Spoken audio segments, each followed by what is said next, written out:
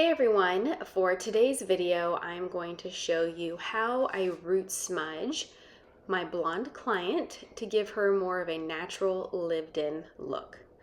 So for her appointment today, I actually just low lighted her. We wanted to add contrast into her hair, so no bleach was done at this appointment. So now the low lights are completed, and as you can see, I'm going to start my root smudge. So I like to part my client's hair in the bowl with where they naturally part their hair, with where they always style it. So if they had an extreme side part, I would do my root smudge with a side part. For her, she kind of parts in the middle.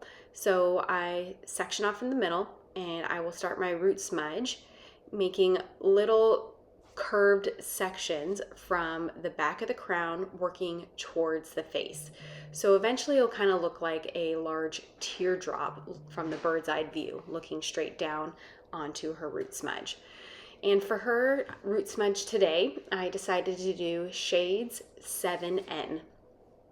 And I like applying root smudge on damp hair because I feel it adds, it allows me to have a little bit more movement, mobility with the root smudge. I could extend it, I could do baby taps, and I feel it's not going to create such a harsh line versus if I were to apply the root smudge on dry hair. So I'm taking little subsections and working my way towards the face. And as I get closer to the face, my root tap will get a little bit less. So I wanted a deeper root melt in the back, so my smudge will be a little bit bigger versus what's in the front.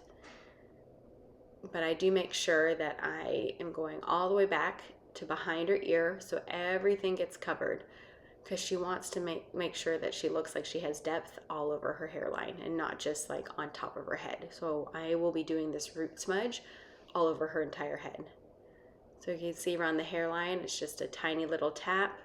I don't go too aggressive because I don't want to cover up all of those older highlights. But I do root smudge going all the way to her hairline. I know some people will leave out the hairline and then root smudge that last. A lot of it is preference, but also a lot of it will depend on how long you really are leaving the color on the roots for. For me personally, a lot of my root melts are usually 7 to 10 minutes at the bowl. I personally don't do anything longer than that because I don't want the full coverage of this 7N. I want that soft transition of when the color is starting to deposit. So if some highlights are peeking through, I'm fine with that because I want that gradient melt. I don't want a super harsh root. So that's why I just do 7 to 10 minutes. And usually around the 5-minute mark, I will come back through and I will kind of towel dry a little section of the root smudge just to see how the color is taking. Some clients' hair is super porous, and if that's the case, their color, the color could take dark pretty quick on them. And so that's kind of your judgment call to decide if you want to wash the root smudge out or if you want to let it process. A lot of it depends on what your desired results will be.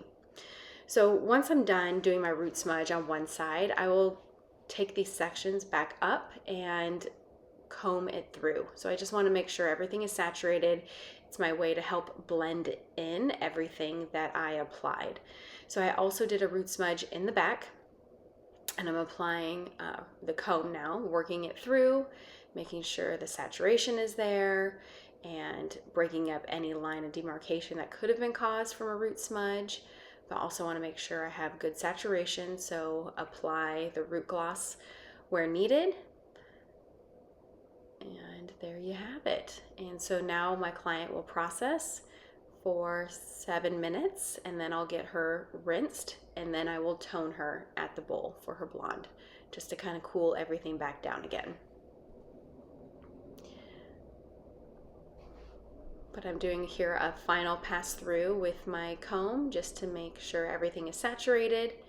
And to my liking, I am dragging the root smudge in the back of the head down just a bit more than what's around the face. So as you can see looking down, it does have like like a teardrop shape. So the teardrop, it's smaller at the top of the head and then gets larger and wider down the back of the head.